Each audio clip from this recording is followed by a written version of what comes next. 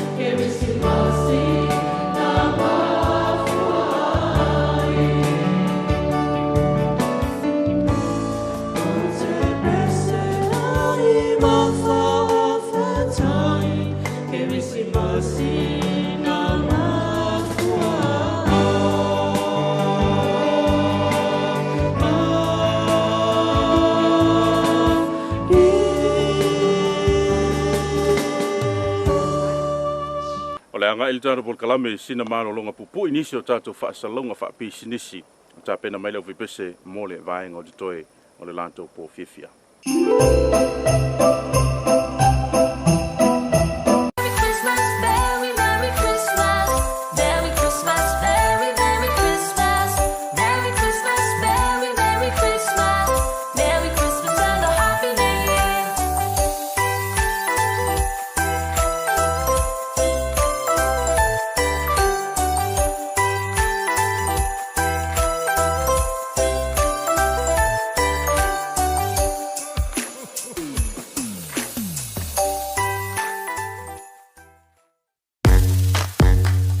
Doesn't always go as planned, but with RPA Insurance Home and Contents Insurance, you can have confidence that your property is protected. Secure your quote today with RPA Insurance Company. RPA Insurance Company, building trust.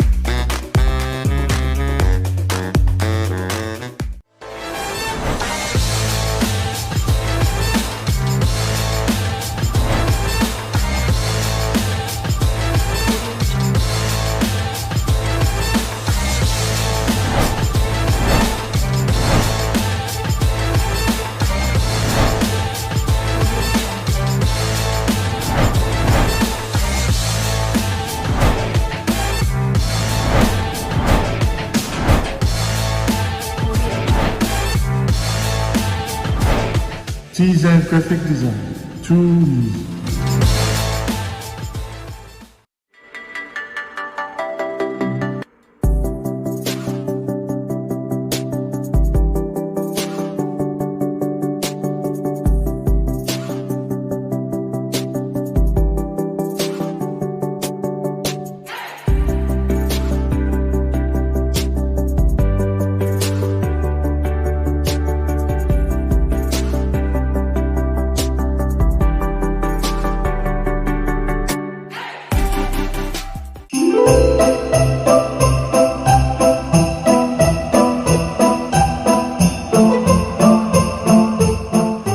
Mai o le tatu por kalame i le nei via film mai ai fo o le malolonga le sa nga i tuai le tunu ia ai maso ni so tatu fa salonga fa pisinisi o le pese le o tapena mai ai manatu fo e fa pena se la ngono le nei vai tau o le tau o lo tatu lo lotu fa tasi ma lo tatu o wai fa tasi le fa manatuina o le fano mai o le pepe fold KERISIMASI o le nei tu sanga o mai tatu lotu ma fa aftai pese na le o tapena mai le pese o si mai le mai mo.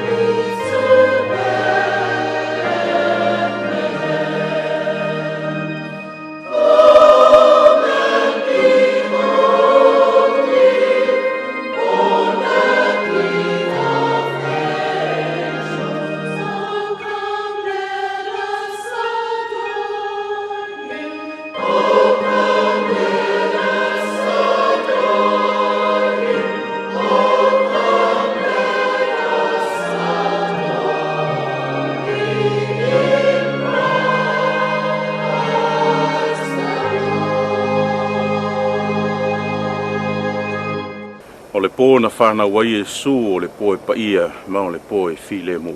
Si mai al mai moa, sasina o pese le uta pena me lau whepese.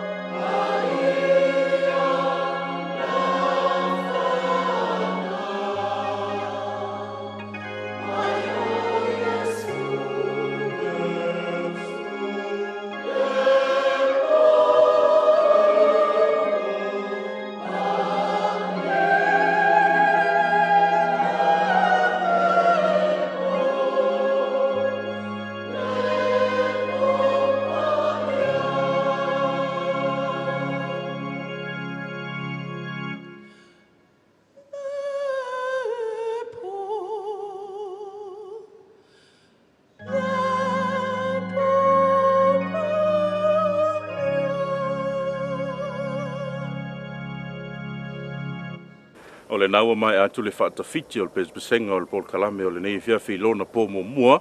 Ia, au leo watapena mai le au whaipese e tau alunga le lātou whawhivianga i le lātou pese ma le siva whaitanga e se tasi o whātunga o masani ai.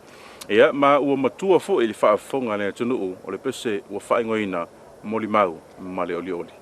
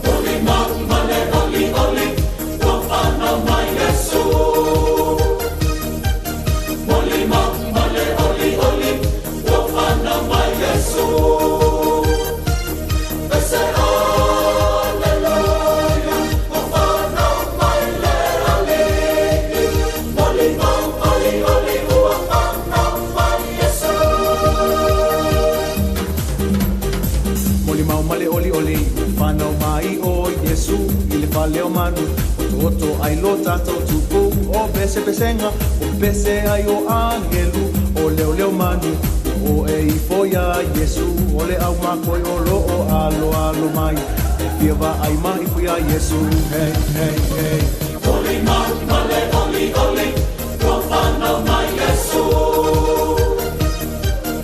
oli mau male oli oli profana mai Yesu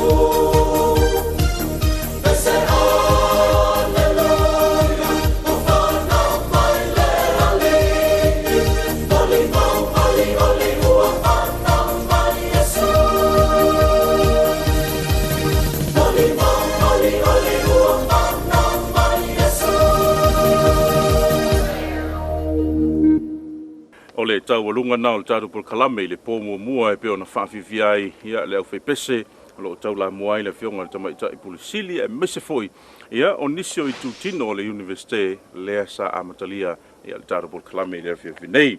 Awane ngalo le pōa tai au leo le a whawhiwhi ai le pulenga o vilau inga le lau lele po le Land Transport Authority ia e po le LTA e lunga o tātou Port Kalame nei o PESEPESEGA o le KERISIMASI. O le atu le nganga o le whawhititele le kompania le T-San Graphic Design mese foi ia o le kompania le Pelton o mawhai o na whaasalawina ai le tātou Port Kalame e le ngata i Samoa nei mese foi o le maimo mai a Samoa lo nopia iai ia tunu e fia o le kelope lo mawhai o nau o tiele au nanga nei alau NUS TV. Manu te leina lava singa mese o malolonga le tunu le nei po le asusa mo le atu lo tau soifua ia e le aso atai au au tātou iai e le lama whai o ngā luenga o le nei tausanga ma le tātou ulu whale atu e le whamanatuina o le KERISIMASI o le nei tausanga lua o lua lima. Manuia tele le nei viafi a soifua ia.